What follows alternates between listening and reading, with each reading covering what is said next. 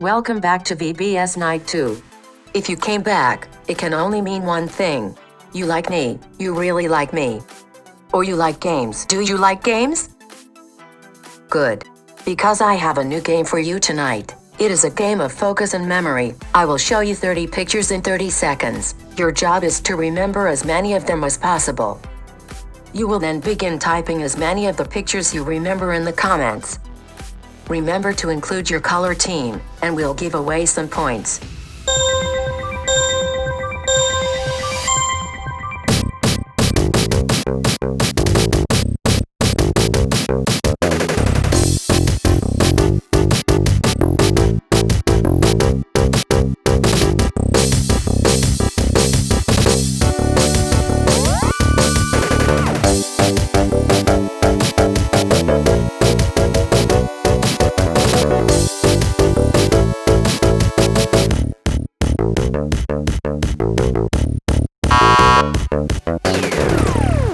Starting now, type as many pictures as you remember in the comments. I'll give you a little time. Surely, the collective genius of the group will prevail, and we will at least get 10. 20? Could we possibly get them all? Great job! And here are all the pictures again.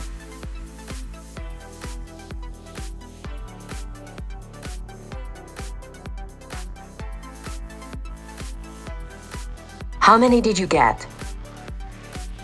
For those of you who have just hopped on, welcome to VBS 2020. Get ready for game number 2. In this one, I will show you pictures of common items, but zoomed in really close. You will then write in the comments what you think it is, before I tell you the answer.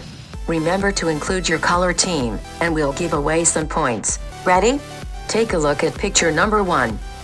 Look closely. Don't get stuck on this one. Once you know what it is, write it in the comments. It's Velcro. Let's check out picture number 2. You got this one. Stop monkeying around. Once you know what it is, write it in the comments. It's a banana. If you got it correct, then a victory dance is acceptable.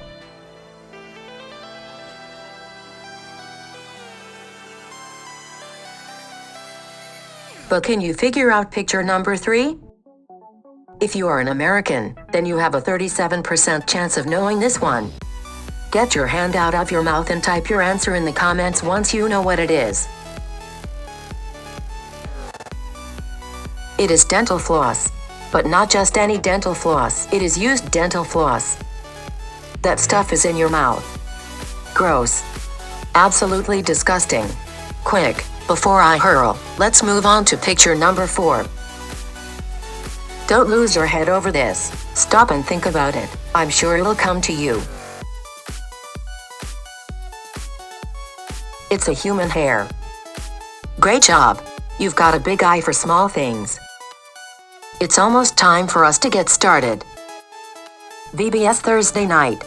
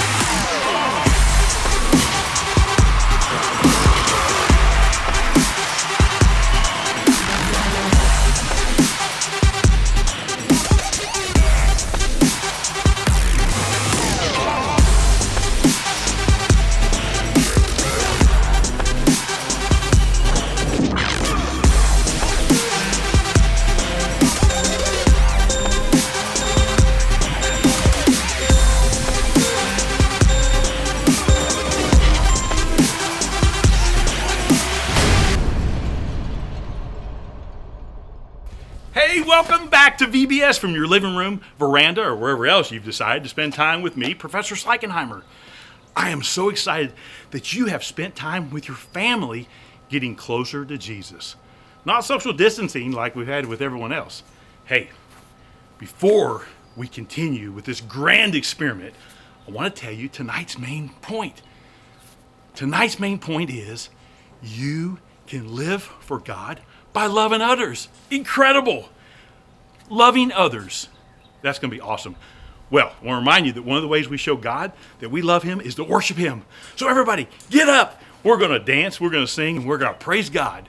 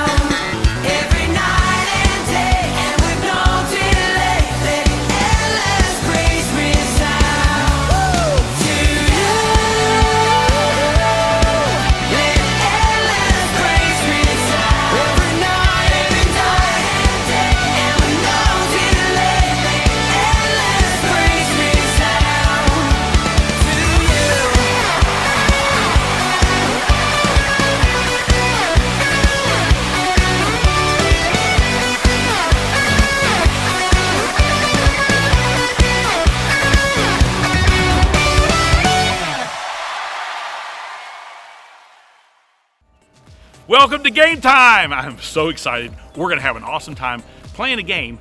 It won't be like we normally do, throwing a ball around or tossing Cheetos in the air, or even maybe setting something on fire, although that's not a great idea either. I don't want your mom getting mad at me, and I certainly don't want to pay the bill when you burn down the curtains. So, I'm going to ask you a question. Have you ever not seen something and then you see it and then you can't unsee it?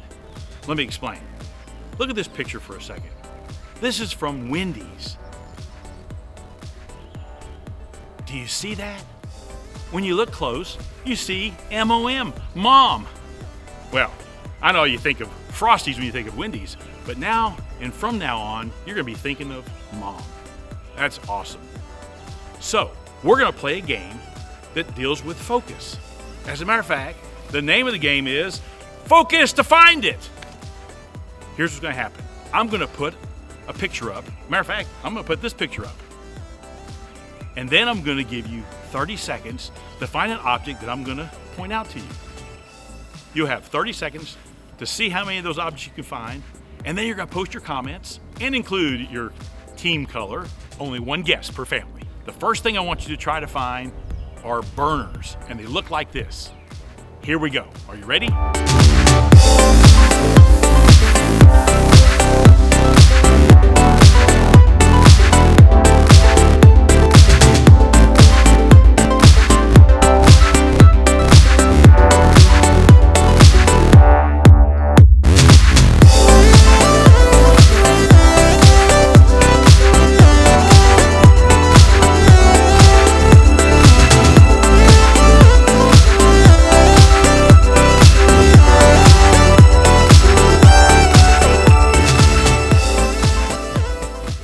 Great job. You should have found 3 burners.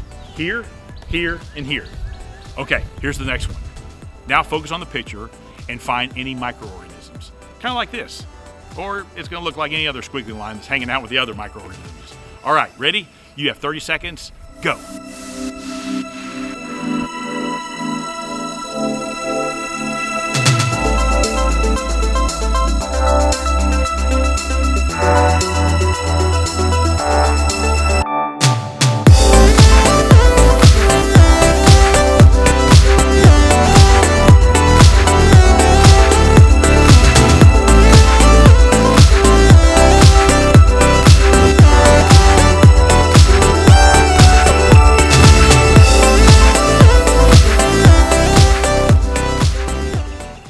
It's getting a little more difficult, but you guys nailed it and found all 12 microorganisms. Okay, here's the next one. We want you to find as many of these test tubes. They look like this, but not like this. Find test tubes, not flasks. All right, remember in the comments to include your color or you won't get the points for it. Ready, set, go.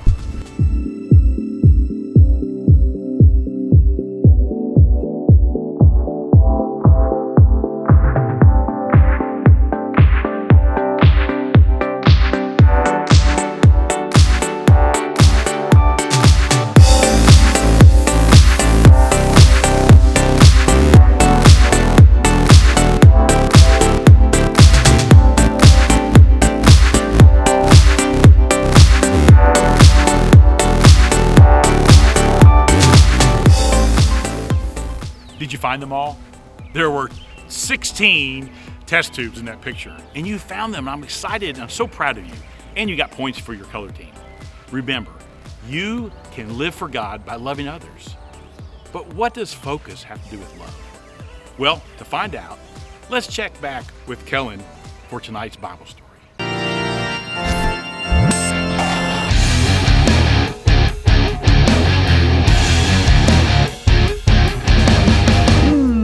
Well, hello there. Who are you looking at? You looking at me? Huh? You looking at me? Are we rolling? Oh, hello. I'm Kellen, and we've been having a lot of fun taking a closer look at the world around us. So I have a mirror here, but it's not just any mirror. It's a two-way mirror. The way it works is that one person can see through it from the side where it's darker, and the person on the other side sees a reflection of themselves when the light is on them. So here's me, but when I stand behind it and change the lighting, can you see me now? Cool, right? I'm seeing a reflection of myself, but if we change the lights again, I see you. Cool, right? Alright, well, We'll come back to that later. So our story today actually comes from two different books of the Bible. Now, they're both pretty famous passages. The first is from the book of Matthew, where the Pharisees are asking a question of Jesus. First, let me explain who the Pharisees were. They were a group of religious leaders who tried to honor God by following a bunch of religious rules. The problem was, they focused so much on following the rules that they didn't love God or other people very well. They also didn't like how Jesus claimed to be the Son of God, and they didn't like how everyone seemed to be following after him. When one of the Pharisees asked his question, he was really trying to put Jesus to the test and see if Jesus might say something that would get him in trouble. So he asked Jesus this question: which is the greatest commandment in the law? Now, the law he was referring to was the law in the Old Testament that had lots of rules. Lots of rules for all kinds of things, like what kind of work you could do on certain days of the week, or making sure you covered your water wells, or to not eat owls. Seriously, it's in there. Check it out. So Jesus answers them and says, "Love the Lord your God with all your heart and with all your soul. Love him with all your mind. This is the first and most important commandment, and the second is like it. Love your neighbor as you love yourself. Everything that is written in the law and the prophets is based on these two commandments." Jesus basically sums up the law with those 4 verses.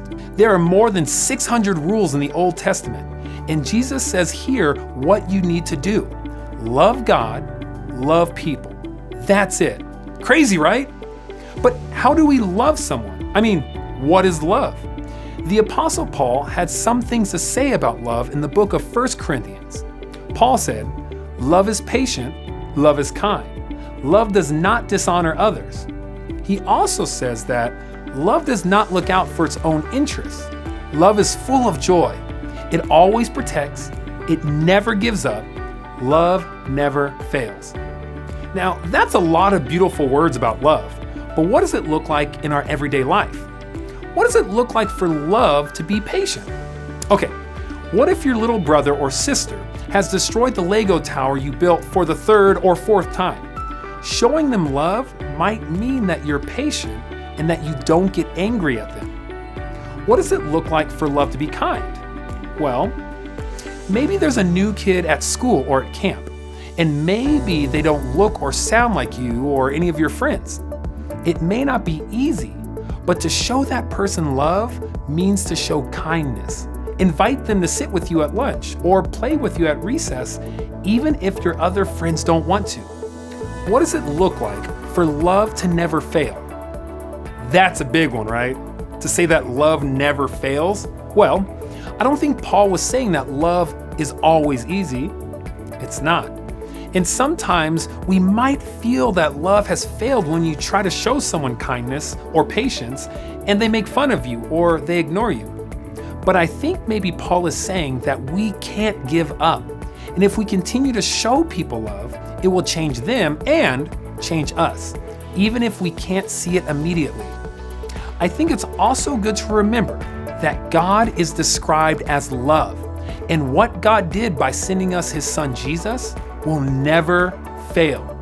Even when we mess up, God still loves us, and we can show that same love to others. Here, let me show you something. So we're back at this two-way mirror. Remember that it works because of light. When you light up one side of the mirror and lower the light on the other side, the person that has the light shining on them is able to be seen. So when I shine the light on myself, I can look in the mirror and see myself. Hey, Kellen. But when we turn the light down on ourselves and we turn the light up on the other side of the mirror, we turn the light on others. We turn the focus on other people and we can see who they are and what they need. When we take a closer look at others, we're able to see them as God sees them and live for God by loving them. Pretty incredible, right? So, as you go home and as you meet new friends in the next few weeks, remember that you can live for God by showing others God's love.